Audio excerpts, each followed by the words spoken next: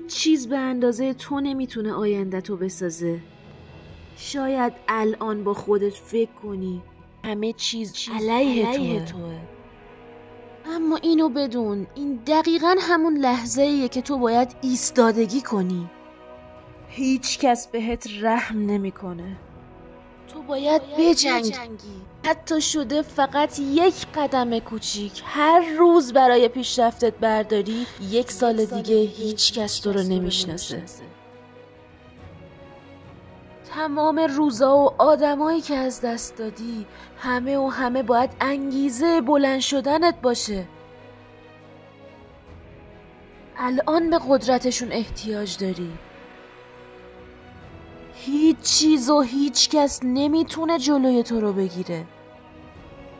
تو قوی تر از اون چیزی هستی که تو ذهنت از خودت ساختی. بهت قول میدم لیاقتشو داری.